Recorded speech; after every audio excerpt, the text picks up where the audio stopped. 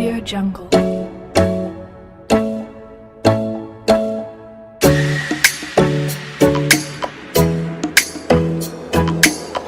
Audio Jungle.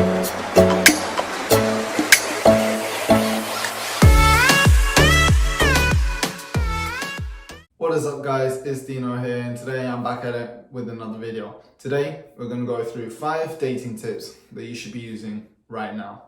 So let's get straight into the video. Tip number 1 is be mysterious.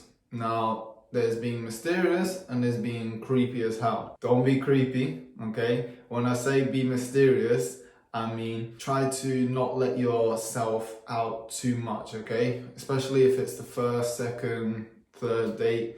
You know, the first couple of dates, yeah, you're getting to know each other, okay? But you want to keep some stuff to yourself. Obviously, if she's asking you, you know, what's your favorite food or whatever, you're not going to be like, I don't know, I'm mysterious, or, you know, you should guess. Because that's going to come off as creepy or arrogant. Instead, just answer the question, okay? Nice and simple. But what I'm saying is, especially if it's the first few dates, don't be telling your date your whole life story straight away, okay? Don't lay your life out on the table right in front of her.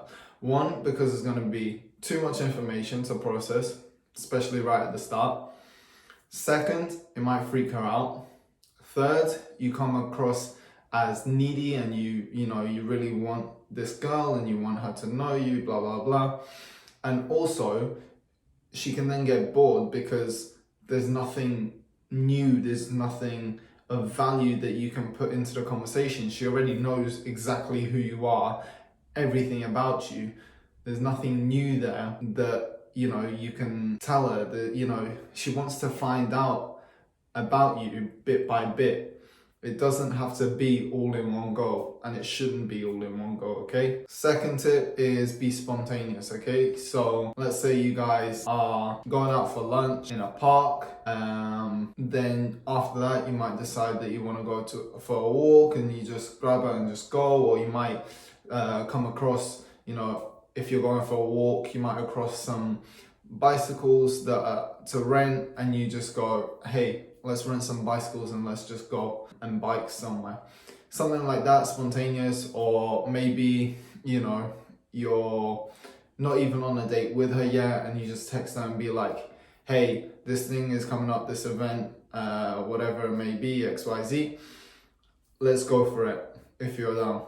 And then she'll appreciate that you're being spontaneous and that also you're thinking of her when you see these events or whatever it may be, okay? Or you might fancy going down to the beach one day and you're just like, hey, let's go down to the beach, I fancy it.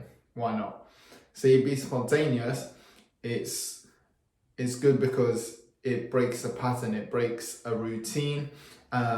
Whereas if you know, stick to the same pattern, same routine, it gets mundane, it gets boring. And also, if you're always planning things in advance, then she knows what's coming up. So she knows what to expect. But if you're spontaneous sometimes, then she doesn't know what to expect, you know, from one day to the next. And that's good, you know, to a certain degree. So being spontaneous and just taking her out on a date here and there without planning it is good initiative, and she'll appreciate that as well. Okay, so my 3rd tip has to do with my first one a little bit, and that's don't move too fast. So like I said, again, don't splay your whole life out on the table right in front of her on the first or second date. You know, take things slowly, bit by bit, get to know each other, enjoy the present times that you spend together, you know, the present moment. But then also don't move too fast in the fact that, let's say you guys have been dating for 2 or 3 months, you know, don't make it official too quick, or don't ask her to move in too quickly, that sort of stuff. You know, you want to take things, you know, at its own pace. Try to let it go at a natural pace rather than trying to control it. Okay, you don't have to go slow, you know, if it naturally evolves quickly, but you also don't want to push it if it's not evolving that quickly like you'd want to. Don't push it. Just have a chat with her, see where she stands from time to time as well. So you know, hopefully you're both on the same page. But if you start to move too fast and she's not comfortable, or it's like the other way around. If she moves too fast and you're not too comfortable, you're not gonna like it either. So don't move too fast, take things at its own pace, see what's the natural pace, but also check in with her sometimes and just be like, hey, just to make sure we're on the same page, we're like this or we're like that, and discuss things with her when it comes to that sort of stuff, okay? Fourth is have fun, okay? So dating's all about having fun. It's all about enjoying the moment that you're spending with that person, getting to know them and enjoying meeting a new person. So just enjoy it, okay? Have fun, go on dates, stuff that you like, stuff that she likes. You know, if you have things in common, it's even better because, you know, you both enjoy the same thing at the same time. If you don't, if you do like different things, that can be all right too.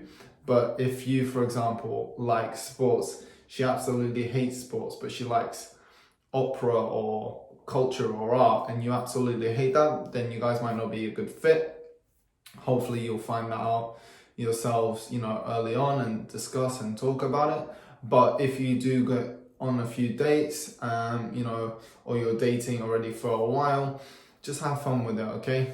Whether it's at the start or whether it's, you know, 6 months into it, keep having fun, enjoy the dates, enjoy meeting this person, and just cherish these moments, yeah? The fifth dating tip is communication. So it ties into my other tips that I talked about not moving too fast and also being slightly mysterious. You want to have good communication with that person, make sure you're on the same page. Like I said, don't say everything about you, especially right at the start.